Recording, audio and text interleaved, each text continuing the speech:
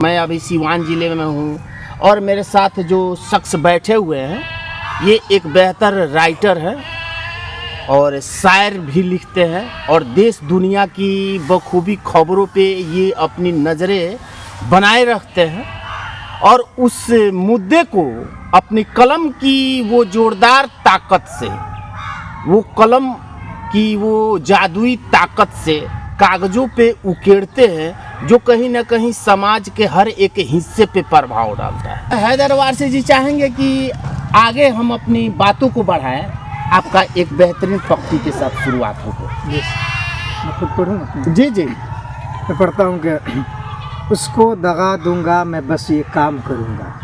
उसको दगा दूंगा बस ये काम करूँगा। उसको दगा दूंगा मैं बस ये काम करूँगा। मुझको दगा मिला मैं इंतकाम करूँगा। इंतकाम मतलब वाह वाह। मुझको दगा मिला मैं इंतकाम करूँगा। मेरा लाशा मेरा सब कुछ और मेरी डायरी। मेरा लाशा मेरा सब कुछ और मेरी डायरी। तुम्हें लेना है तो ले लो, इन्हें नीलाम करूँगा। इनको नीलाम करूँगा। जी, और एक शेर है कि मैं बेवफा हूँ ये तेरा इल्ज़ाम है तो चल। मैं बेवफा हूँ ये तेरा इल्ज़ाम है तो चल। दिल चीर कर तस्वीर सरेआम करूँगा। दिल चीर कर तस्वीर सरेआम करूँगा। मैं छत पे खड़ा हूँ और वो भी छत पे खड़ी है। मैं भी छत पे खड़ा हूँ और वो भी छत पे खड़ी है। मैं छत पे गौर खड़ा- करेंगे शब्दों पे इनके, फिर मैं इन शब्दों पे चर्चाएं करूँगा। मैं छत पे खड़ा हूँ और वो भी छत पे खड़ी है। मैं बिल्कुल नहीं देखूँगा यही काम करूँगा। एक काम करूँगा सब उसके नाम करूँगा। अपना बनाकर उसको मैं बदनाम करूँगा। अपना बनाकर उसे उसको मैं मैं बदनाम बदनाम करूँगा।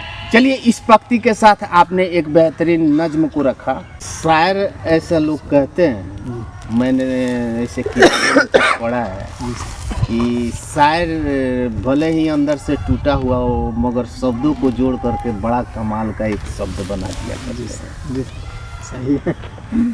क्या कुछ मतलब आपके माध्यम से तमाम कुछ शायरियाँ सुनने को जिस तरह मिल रहा है, क्या कुछ कोई ऐसी कहानी है आपके जीवन में जो कोई नई एक बात बता जाए? देखिए सर, ये तो जाहिर है कि कुछ भी लिखने के पीछे एक कहानी होती ही है।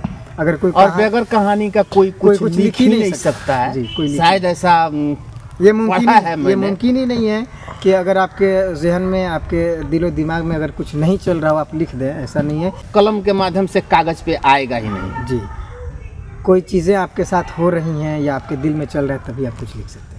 एक चीज़ आपको मैं बताना चाहूँगा, जो अभी अभी आपने एक शेर आपका बड़ा सोशल मीडिया पे काफ़ी वायरल चल रहा है कि मैं नमाज़ पढ़ने गया था। वो जब भी वो दूर जाया करती थी, जब भी वो दूर जाया करती थी तब नमाज याद आया करती थी। सुन के आने की खबर मेरी वो, सुन के आने की खबर मेरी वो अपनी आंगन सजाया करती थी। उसके पास वक्त नहीं मेरे लिए, अब उसके पास वक्त नहीं मेरे लिए, अब उसके पास वक्त नहीं मेरे लिए जो मुझ पे वक्त ज़ाया करती थी। अरे वीरान उसकी खिड़की यार, मुझे वो वहीं से बुलाया करती थी।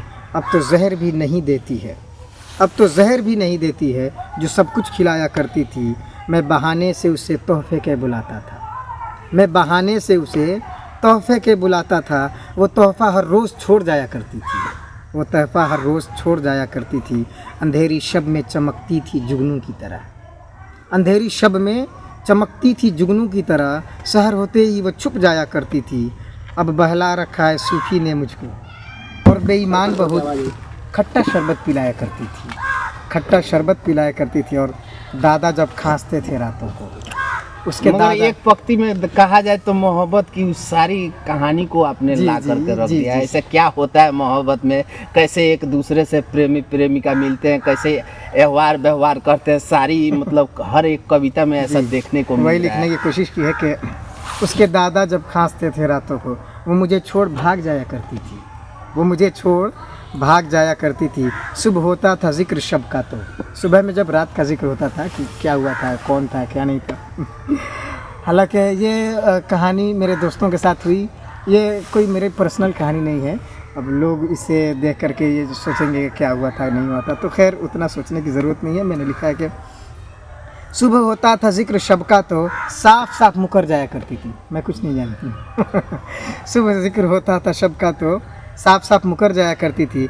मैं उससे इश्क में हार गया हैदर, मैं उससे इश्क में हार गया हैदर जो इश्क में पर लगाया करती थी, जो इश्क में पर लगाया